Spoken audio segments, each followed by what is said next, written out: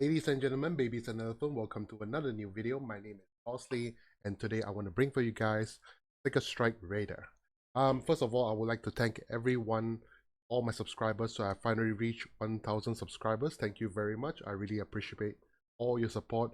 And even though for those who watch my videos who never subscribe, it's okay. Thank you from the bottom of my heart. I really do appreciate all your support, and it keeps me motivated to put out more content for you guys to enjoy, right? So they're talking about the Flickerstrike Raider. So this is a pure budget build. It's part of my budget series. It's below 50C. It's cheap AF. Definitely something that you can try out. It's mostly uniques and some really cheap rares to get the build working. I mean, it's not the best build out there, but it does clear the maps on tier 16 maps and stuff like that with mods and stuff. In terms of bossing, it's not bad as well, as you can see from the showcase. So without further ado, I'll just jump right into the build right now. So let's go for the Ascendancy first. So why do we pick Ascendancy for Raider? You know, very simple. Raider gives us Frenzy Charge generation. If you've checked the skill before on Flickerstrike, so Flickerstrike, how it works is like it kind of jumps like a ninja jump. So the 10% increase attack speed per frenzy charge. So the more frenzy charges you have, the more attack speed it will increase. So I have currently now 9 frenzy charges. That gives me 90% increase attack speed based on my frenzy charges as well. And it gives me 20% chance to gain frenzy charge on hit as well, which is really cool. And to make sure we maximize all our frenzy charges and gain up to most of my frenzy charges as much as possible all the time, to gain the uptime all the time, Raider will be the best choice in this category. If you have a lot more budget and you have a lot more currency lying around and you want to push it to the limit, definitely first thing you want to change off is the armor piece. So the armor piece, definitely Pharaoh's Fur will be the best choice. But since we are talking about a budget build, definitely we don't have the budget for a Pharaoh's Fur. So this one will do quite well as well. So first off, we're going to pick up, you want to pick up is Way of the Poacher. So this one will give you a lot of chances, increase the percentage of chance of gaining a frenzy charge on kill, 10% increase attack speed, and 20% chance to gain frenzy charge if you hit a rare or unique enemy as well. And also it gives you a +1 maximum frenzy charge, and then after that you get Avatar of Slaughter. So this one gives you evasion rating per frenzy charge, move speed, and attack damage per frenzy charge as well. So if you guys don't know, frenzy charges gives you, so what does frenzy charges do? So every frenzy charges, as you can see here, frenzy charges gives you attack speed per frenzy charge. It gives you attack speed, it gives you damage, and it gives you move speed for frenzy charges. So on top of that, you will gain this additional bonus per frenzy charge as well. So that's why we want to get as much frenzy charges as we can. Ideally, you can go up to 10, but that is if you get one more +1 on your shield. But getting a +1 frenzy charge on your shield will cost you at least 200-300 chaos addition on top of whatever budget that we have. So we can't afford to go to that limit. So for now, we gotta live with 9 frenzy charges. 9 frenzy charges is still, you know, very, very decent in terms of damage and clear speed. So not to worry, right? So after you pick up this one, then you want to move up here. Since we're going for elemental build, so this one will be a fully ice Flickerstrike. So that's why we're going for elemental based. And then from here we get move up to Quartz Infusion. So this one gives us increased elemental damage, dodge attack hits, phasing, and also phasing during onslaught, and phasing when you're at maximum frenzy charges, and gain phasing for 4 seconds on kill as well. So it gives us phasing. So phasing will gives us movement will not be blocked by enemies. So let's say there's a bunch of enemies in front of you. When you have phasing, you can just phase through them. You don't have to be stuck in a corner and then die. And then last but not least, you want to pick up Avatar of Veil. So this one gives us 10% move speed while we are phasing, immune to elemental ailments while we are phasing, 10% chance of dodge spell hits while we are phasing, and nearby enemies has fire, cold, lightning exposure while you have phasing, and applying 15% reduction on those resistances. And nearby enemies have 15% less accuracy rating while you have phasing. So these are the defensive layers that we're going to have right now. So currently we have, first of all, we focus a lot on phasing, a lot of dodge, a lot of evasion. So currently now we have 40% chance to evade attacks, and then we have phasing, which gives us additional dodge spell hits, immune to elemental ailments, not being stuck in a corner, stuff like that. And currently now we have only about 17% physical damage reduction. It's not a lot, but it's still a little bit here and there. And this is all based on this budget that we have, right? So that is the Ascendancy. So we talk about the gear choices now. So the really budget gear choice we can have here with one of the highest DPS. Of course, one of the best in-slot weapons that you can have will be the Paradoxica. But the Paradoxica will cost us a couple of exalts, which you can't afford with the budget that we have. So the best replacement will be the Rebuke of the Vaal, just because of the huge chunk of elemental damage. As you can see, you get a huge chunk of flat fizz, you get a huge chunk of flat fire, flat cold, flat lightning, flat chaos, and also attack speed as well. And also not forgetting the accuracy, which is quite important for our build because we need a lot of accuracy to hit the enemy as well. So this is definitely one of the best in-slot for budget for this build currently now. For the helmet, we can use Abysses. The reason why we can afford to take 40% more physical damage taken because most of the time we're trying to evade physical damage, and most of the physical damage most of the time comes from melee hits. So as long as we can evade those melee hits, we should be fine. So far for me, the survivability, it's okay, it's decent. I wouldn't say it's best, it's great, it's decent most of the time, so you don't have to worry so much about it. But as soon as you have more budget, then you can push it even further. So here, the reason why we want to use Abysses, because this one gives us a huge chunk of melee crit multi, which gives us, in other words, gives us a lot of damage. So here, currently now we have, based on flickerstrike, currently now we have 470% crit multi. Potentially, it can go up to more than that, and also the crit chance will go more than that as well. So here, this one gives us a huge chunk of DPS because of this helmet itself. To offset whatever damage we're going to take, we're going to be relying a bit on avoidance and a bit on evasion. The shield is definitely not the best choice here. The only reason why I'm using this shield because of the flat intelligence. It gives me move speed as well, and it gives me some resist as well, and it's cheap. So currently now you can get this shield for like 1 alchemy or 1 chaos. It's really cheap. Definitely something you can consider because it gives you elemental resist, it gives you intelligence, because we need intelligence for some of the gems in the build as well. So definitely something that you can consider, but definitely much more choices that you can replace over this one. So this is just my opinion on choosing a simple and cheap option just for the build. For the amulet, if you watched my videos before, this is something that I really like, because the first thing, it gives us a level 22 hatred skill. It gives us a lot of flat fizz, it gives us a lot of flat cold damage to attacks, and also it gives us crit multi, and it gives us leech, and most importantly, it gives us 50% lesser mana reservation for hatred as well.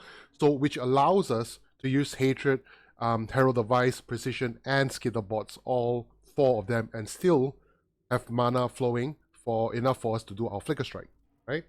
So this is really important in this build.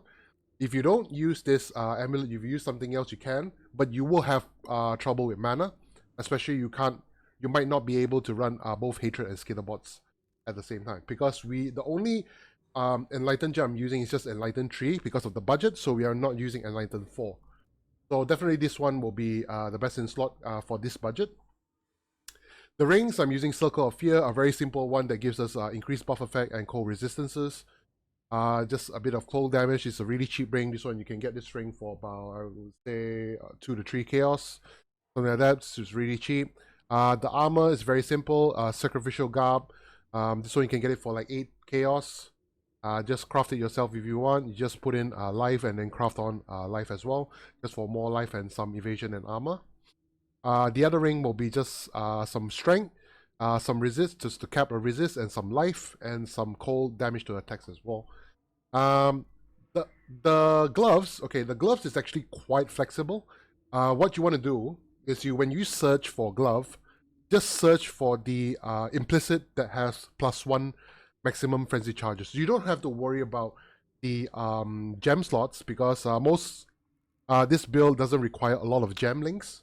So you have plenty of slots in the end. Like you can see, I still have 2 extra gem link slots that you can actually slot in whatever gems that you want, which is totally very flexible for you, so you don't really have to worry about even if you have 1 slot, it doesn't matter. Most importantly, we want the +1 maximum frenzy charges. So usually a +1 maximum frenzy charge as an implicit. The gloves usually cost you maybe a few chaos, 5 chaos-ish. This is really cheap as well. The most important part, we want the +1 maximum frenzy charges. I got this one for, I think, 5 chaos or less. Definitely 5 chaos or less. The belt, very simple, just get strength. Because some of the gems we need strength as well. Some strength, some resist, and some life. And the boots is quite important. We need to use Dark Ray Vectors because of the +1 maximum frenzy charge as well from here. So +1 here, there's +2. From the skill tree, there's 7, so that will be +9. Oh no, sorry. On the skill tree plus the Ascendancy will be +7. So 7 + 2 will be +9. That's how we get our 9 frenzy charges. So this one will give us 9 frenzy charge, some lightning res, and 5% increased move speed per frenzy charge. So when we have 9, we get 45% movement speed just from the boots itself, and 2% chance to dodge attack hits as well per frenzy charge. So we have 9, that will be 18% as well. So this is quite important. So definitely one of the best in slots for this build. The next one, we're going to talk about the gem links. I'm going to talk about the Flask later. Now the gem links. Okay, so the main gem links here will be flickerstrike, linked with Ice Bite, so that it gives us more chance to gain frenzy charge, because we want to make sure we get frenzy charge all the time. Okay, because we don't have Pharaoh's Fur, so Ice Bite will be definitely something very important in this build. So Ice Bite support linked with added cold damage, multi-strike, and inspiration, and also elemental damage with attacks. So inspiration will help reduce the mana cost for the flickerstrike, because flickerstrike actually consumes quite a lot of mana, especially with 6 linked. So inspiration will give us additional crit chance as well. Wait, let me see here. So inspiration gives us additional elemental damage and additional crit chance, which is quite important. So definitely something you can consider using this 6 thing as well. If you don't want to use inspiration, or you want to change some of the gems, you want to take out added coal, actually you can put in hypothermia as well. Hypothermia would be a very good addition to replace added coal damage. If you want, it's up to you. For the leap slam, our movement, our travel skill will be leap slam linked with faster attacks, and also endurance charge or melee stun support. Now this one you can use 4 links if you want. So if you link 1 more, you can link 45 support as well, link with your leap slam. Okay. The helmet here, we are linking castle and damage taken with a model call, ancestral protector, and increased duration. So here is our additional layer of defensive layer, with the ancestral protector as our additional DPS, and also increased duration. So increased duration for all these 2 skills. On the shield, I'm just using a frost bomb just for the additional full resistance penetration, the reduction. A portal gem, as usual, on my videos. If you can see before, I love portal gems. Just because I don't have to carry portal scrolls, I'm just going to dump this portal scroll back into my inventory stash there. And for the boots will be summon skitterbots with Enlighten, Precision, and Herald of Ice. Because Hatred is already on the amulet. So we are running Hatred, Herald of Ice, Precision, and skitterbots. All of these auras we are currently running now. So that is the gem links. So next we're going to talk about the Flask. Now the Flask here, you don't have to use Cinder Swallow's Urn, because Cinder Swallow's Urn is definitely out of the budget. But if you don't use Cinder Swallow's Urn, then you can use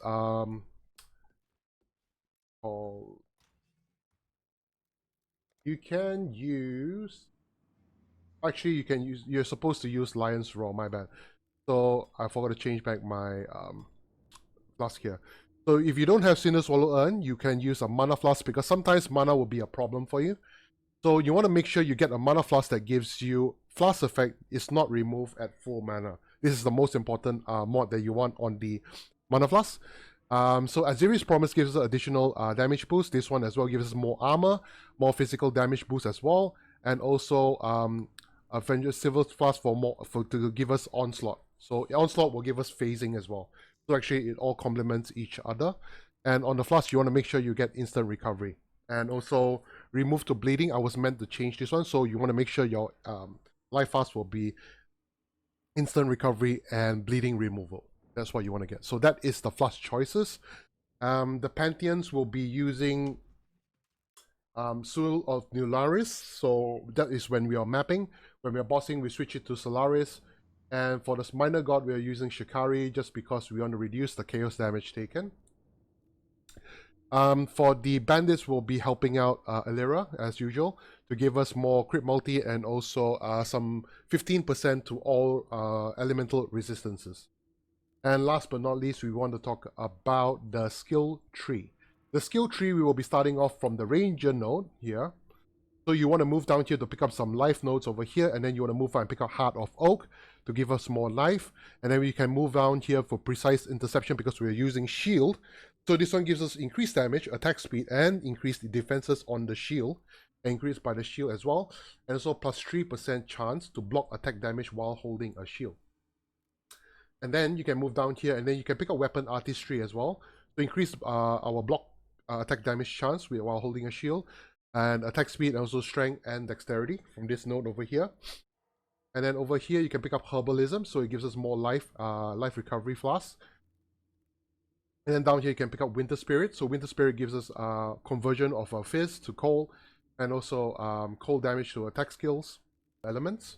So this one gives us, again, more attack speed while holding the shield, more defenses, and damage will penetrate the 4% to elemental resistances, and also increased elemental damage with attack skills. And then over here we get more penetration here, 5%, and also elemental damage while using Flask and attack skills.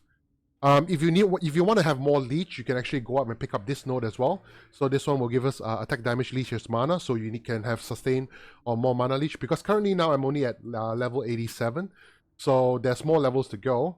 From here you want to pick up this node over here so you can get more mana leech, and then after that you can pick up as you level up. And then over here you want to pick up our brutal blade here.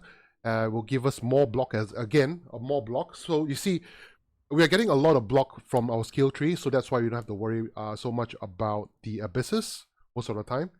So this one gives us increased attack speed, and also increased damage with hits and ailments, and also increase 10% chance to gain frenzy charge when you block attack damage as well. And then over here we get crit chance and crit multi because of Fatal Blade. And then over here Heartseeker for more crit multi as well. And then after that you want to move up and then pick up Forces of Nature for more penetration and elemental damage with attack skills. Revenge of the Hunted for more life and more evasion. Over here you want to pick up Frenetic for additional frenzy charge, Blood Drinker for life and life leech, and then Jewel Socket here you can put in any jewel with life and crit multi, very cheap jewels like few chaos. Over here you can put up another life jewel with crit chance and attack speed with a couple of chaos. And then after that Feather over here for additional frenzy charge, so that's 2. And then move downwards over here, you want to pick up Hone Edge for increased damage with ailments, attack speed, and also accuracy, because we need accuracy with hit chance. And then after that, we want to pick up Thick Skin for more life and avoid elemental ailments.